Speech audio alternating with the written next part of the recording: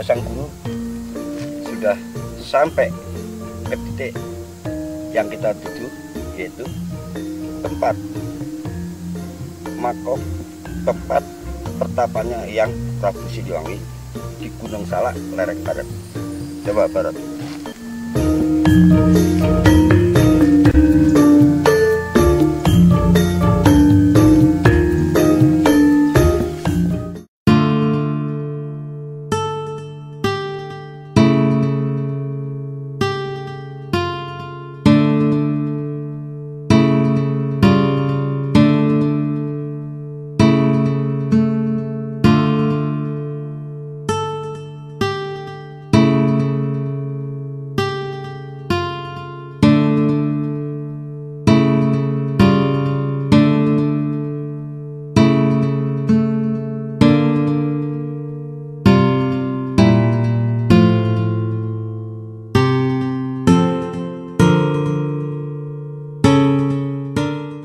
Salam persahabatan, saya Karyono, guru besar PPS Budi Jati di Jejak Sang Guru.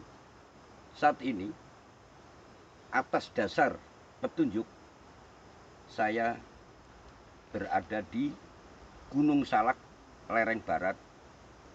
Tepatnya adalah di tempat ataupun makom pertapaan Eyang Prabu Siliwangi. Nah, di sini kita ada didampingi oleh anak saya nomor 2, yaitu Bimo Kristanto, dan dia baru kali ini mengikuti Jejak Sang Guru atau syuting Jejak Sang Guru. Nah, kebetulan dia kepengen ikut, apa mungkin tujuannya apa kok kepengen ikut, karena baru kali ini. Nah, saya berada ada di sini itu baru pertama kali juga, tanpa survei.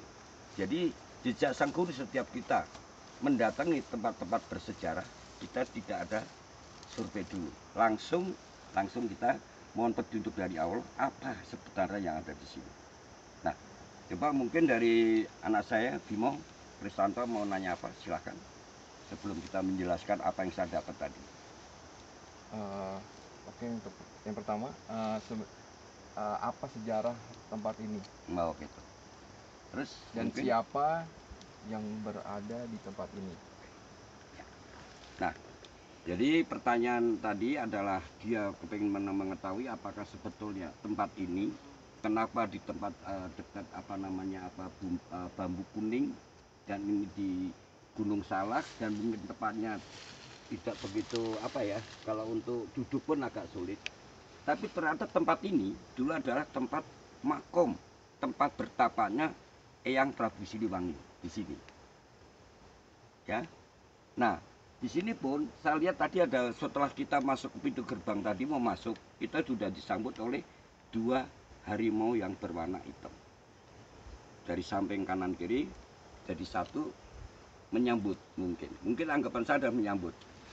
Karena secara etika kita sebagai tamu kita harus izin, tidak boleh sembarangan. Nah, ini adalah tempat duduknya yang Prabu Siliwangi itu dulu pindah-pindah, bukan satu tempat. Nanti salah satunya tempat duduk saya tadi, ya. Terus kadang-kadang di sini, jadi pindah-pindah. Tapi hanya sekitar sini, menghadapnya ke arah sana, ke pohon bambu kuning itu menghadapnya, ya.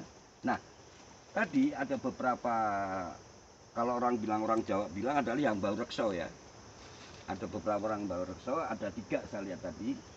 Tapi dengan baik. Nah, yang baru tadi orangnya sangat arif juga sebetulnya, nggak galak sih, nggak. Tapi nggak tahu ya, kalau masuk lokasi sini dia mungkin sembarangan, tidak tahu etika, ya nggak tahu juga saya.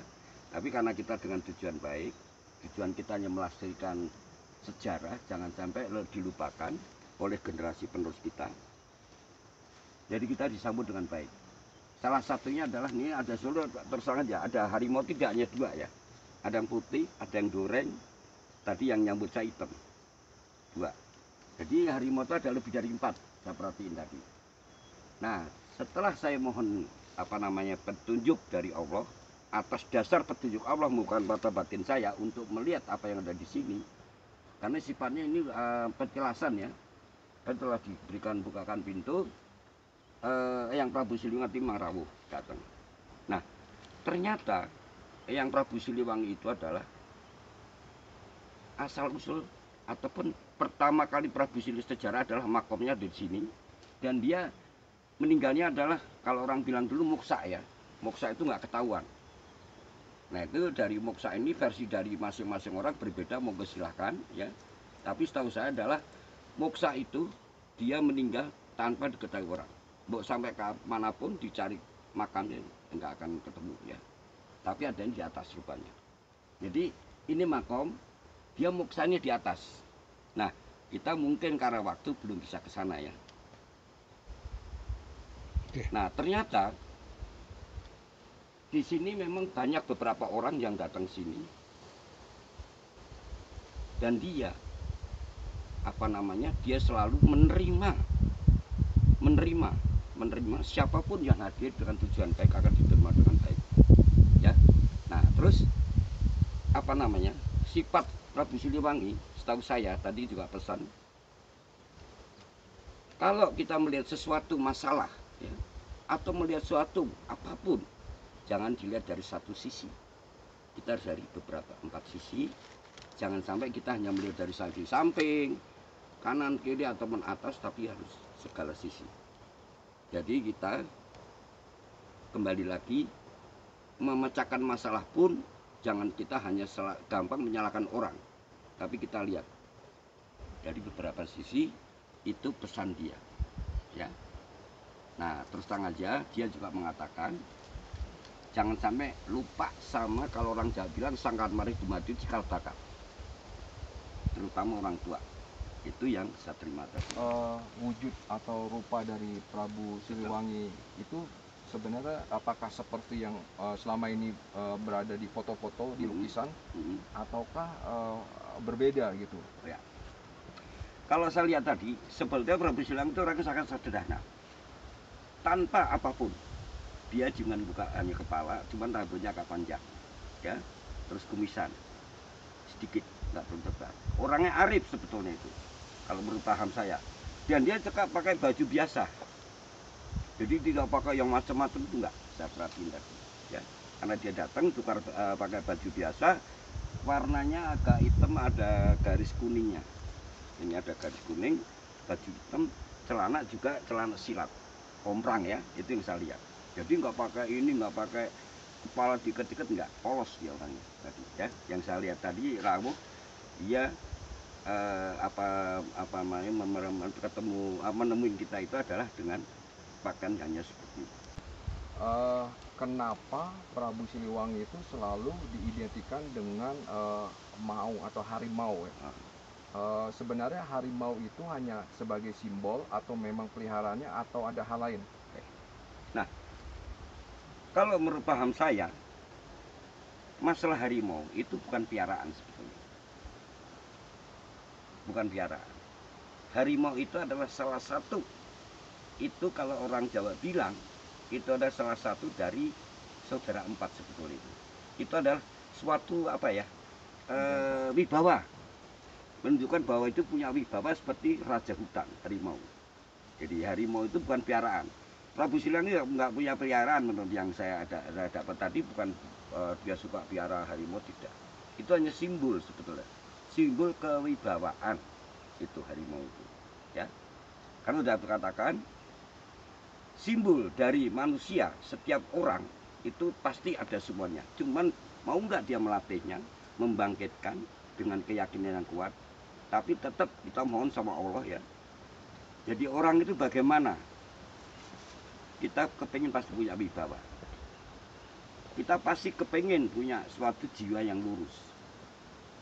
Dan kita pasti kepingin punya suatu kekuatan. Dan kita pasti kepingin punya suatu speed ataupun tenaga. Nah, itu semua disimbolkan. Salah satunya adalah harimau, adalah kita menunjukkan kewibawaan menurut yang saya terima ya. Jadi bukan dia miara harimau menurut saya. Itu paham dari JSG saya. Berarti Prabu Siliwangi itu juga bukan bentuknya bisa menyerupai harimau? Oh enggak. Jadi kalau Prabu Siliwangi itu untuk menyerupai itu enggak ya.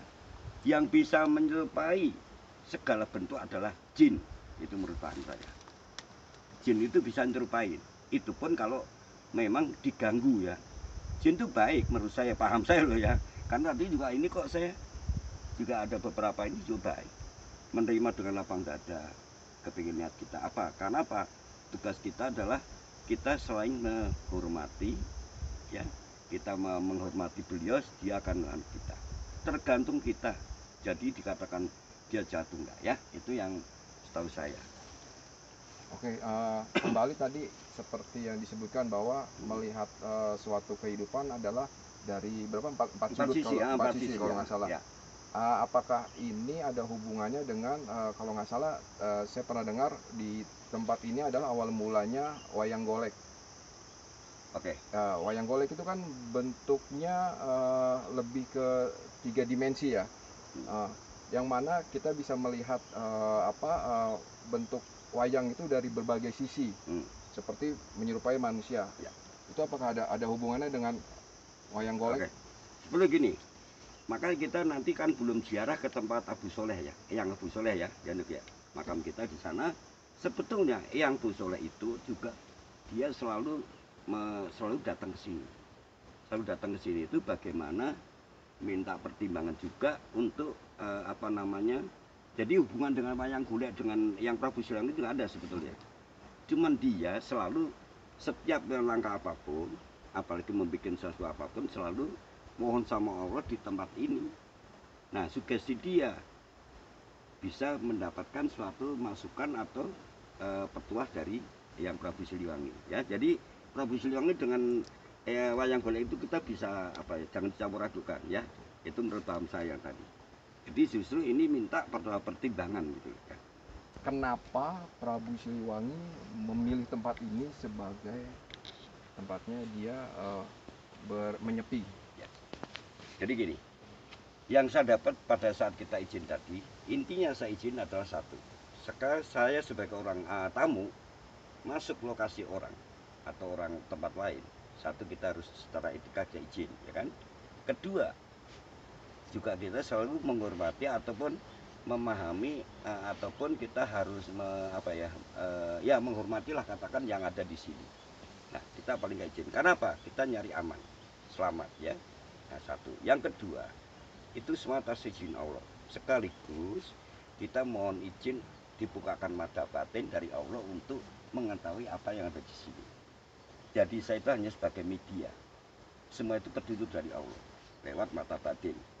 Nah, dari Prabu Siliwangi itu adalah sebetulnya kalau yang saya tangkap yang tadi dia memberikan suatu sedikit, ya bukan sedikit lagi ya, petuah itu adalah sebetulnya kehidupan menurut saya. Jadi orang hidup itu harus, maka tadi bilang harus kita melihat suatu masalah atau kita melihat aja ibaratnya gelas lah, ataupun gajah misalnya, orang melihat gajah, orang buta misalnya, ada juga cuman megang kakinya. Yang satu lagi megang kupingnya, satu lagi megang belalainya. Nah, itu udah kerja berbeda. Yang satu mengatakan, gajah itu kayak bambu kok. Enggak, gajah itu karena megang kupingnya, telinganya, kayak kipas. Nah, kan paham beda-beda. Cobalah melihat sesuatu, dilihat dari samping kanan, samping kiri, dari 4 arah dan atas. Oh, ternyata gajah itu seperti bentuk yang benar. Itu loh, itu yang, ya itu tadi yang mengatakan, melihat masalah atau melihat sesuatu jangan dilihat hanya dari satu sisi. Itu pesan dari itu. Jadi intinya adalah kehidupan itu Pak. Nah, dia sudah katakan tadi, orang mau berhasil jangan sampai kalau orang bilang tetap larinya ke jangan lupa sama sangkan parani.